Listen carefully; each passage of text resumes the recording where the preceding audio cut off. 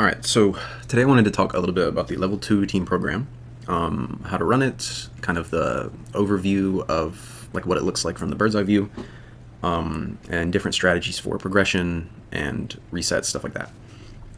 So the Level 2 program, if you're coming from the Level 1, is a little bit different because the workouts are scheduled out, right?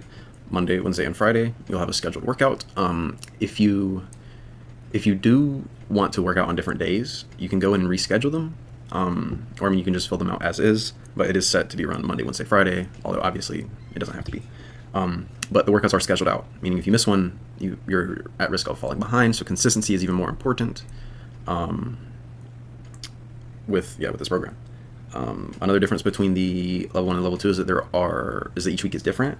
Each week the set and rep scheme will change, the intensity, the weight that we're using will change. And there's even a deload week. Week 4 is meant to be a rest week where you kind of recover and get ready for the next 4-week cycle. So that being said, as you can see, the program operates in 4-week cycles. Weeks 1 through 3 are loading weeks. And on Friday of weeks 1 through 3, we're going to go for a 5, a 3, and a 1 rep max. So in this way, the Level 2 program gives you a chance to PR your 5, 3, and 1 basically every month or every 4-week rotation. So the idea is just like we were trying to add 5 pounds per session in the Level 1, we're trying to add 5 pounds per 4-week rotation to our 5 rep maxes, 5 to 10 pounds. But in the same way as Level 1, you don't want to go too quickly and run out of runway for yourself, right? So if your best 5 if your best 3 sets of 5 in Level 1 was 135, you probably only want a 5RM like 145 pounds to start, and then 150 and 155, just like that. And in the same way that the Level 1 progresses faster than the Level 2, the Level 2 progresses faster than the Level 3. So not plateauing out on this program, giving yourself plenty of runway, will actually help you progress faster if you're able to stay on the program longer than if you get stuck and have to go to a different plan. So we have these 3 loading weeks with a rep max, and then on week 4, it is going to be deload. So let's talk a little bit about each of the workouts.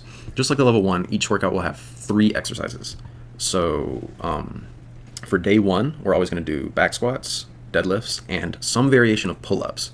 So I have chin-ups on here. You can do overhand grip pull-ups. You can do pull-ups with band assistance, with machine assistance if you have access to that. And if you struggle even with pull-ups with band assistance, you can start on like a lat pull-down machine and just work on your building your strength that way. So just make sure that you are paying attention to the sets and reps. And the other difference from the Level 1 to Level 2 is we're working at it as a percentage of our 1 rep max a lot of the time. So in a minute when we go to the spreadsheet view, I'll show you how to calculate like an estimated 1 rep max. If you don't have one, you're coming straight from the Level 1. So you just follow sets times reps times weight, track it just like you would in the Level 1. And then the chin-ups is 3 sets of max reps or any variation. In general, if you're getting like 2 to 3 reps, that might be a little low and you want to go to an easier variation. Whereas if you're getting like 12 to 15 reps, you need to either like add some weight or go to a more difficult variation. We want to be kind of in that range of like 5 to 10 reps. Then day 2, so day 1 is our kind of lower body volume day, where we're doing a bunch of reps on squats and deadlifts. Day 2 is our upper body volume day. We're gonna do a bunch of reps on bench press, and also we're gonna do a lot of work on overhead press and barbell rows. And then day 3 is our high intensity full body day. So intensity meaning weight, right? So high weight full body day. So on week 1, we're gonna do building up to a heavy 5 rep max set of 5. On week 2, we're gonna do a 3 rep max, and on week 3, we're gonna go for that 1 rep max. And week 4 is just resting. So as far as the exercises go, that's it. We can go to this kind of spreadsheet view that I've made, and we can actually zoom it in a little bit. Let's see. Yeah, here we go. So this is sort of how I look at the program and how I think about the program, and it might make a little bit more sense just being able to see it all laid out like this. So you have your volume squats, volume here, high intensity here. So 2 notes. 1, how do you figure out what your 1 rep max is if you've never done one? In general, you want to take your best set of 5, so whatever you finished with on the Level 1 program, if you're doing the 3 sets of 5, and then you multiply it by 0.85. You're basically saying that your best set of 5 is going to be about 85% of your 1 rep max. So your set of 5 times 0.85 will spit out an estimated 1 rep max. So then when you look at week 1, day 1, and it says 5 sets of 5 at 70%, you'll take that estimated 1 rep max and multiply it by 0.7. We're saying I want to do 70% of my 1 rep max for this day. And that's how you find your percentage. The things that don't have percentages are the press and the row. And what we're going to do on these is for your 3 sets of 10, you're just going to find a weight that's good for 3 sets of 10. Same as the Level 1 sets across, so 40 pounds, 40 pounds, 40 pounds. And then the next week, the reps are going to decrease, so we're going to do 3 sets of 8, and the weight should increase.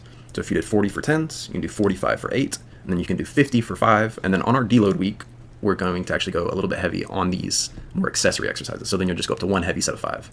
And then when you reset for your next 4-week run through, what you want to do is just make sure that you start a little bit heavier than you did last time. So we started at 40, this time we'll start at 45, and then we'll do 50, 55, and then hopefully finish here with 60, and just rinse and repeat. And it should just be this linear kind of increasing in the same way that we want to PR our 5, 3, and 1 once every 4 weeks. We also want to PR our 3x10, 3x8, 3x5, and 1x5 every 4 weeks. And then one small note is that here on week 4, day 3, this day is meant to be a deload. The whole week is a deload. And by deload, I mean just lighter weight, right? You see it's 3 sets of 5 at 50%. It's easy. You get to recover. If you have any like little nagging injuries or anything, they can heal up. You can go and get your treatments.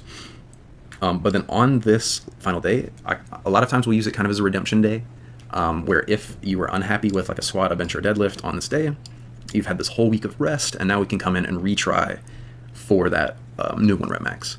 So if you're not happy with week 3, day 3, on week 4, day 3, you can go for a little bit of redemption. Normally I would only do it on 1. I wouldn't do a whole max out session of squat, bench, and deadlift again because it's just going to smoke you for the next week. But if you pick 1, a lot of times we'll do it for bench press because it's a little bit less taxing, and you can go for redemption there. So as far as knowing like when to progress out of the level 2 to the level 3, basically once we've run 2 or 3 of these 4-week cycles in a row with no change to the 5, 3, or 1 rep max, we know that it's probably time to move on. So basically the premise of the level 1 program is that you can make improvements basically every week. Every week you can PR your 3 sets of 5. On this, the premise is you can make improvements every month. You should be able to get reasonably stronger, meaningfully stronger every month, about 5 pounds stronger, at least, right?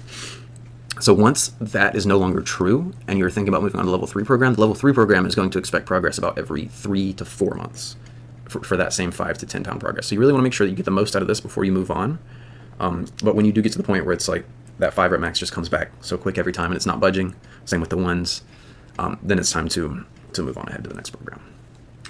I think that's all I have for these. Obviously, if you're on this program, you should know how to train, you should know how to squat, your technique should be solid. And basically, once you're at this point, all you're looking for is the work. So put in the work, follow the program, take your deload seriously, take your rest, and good luck.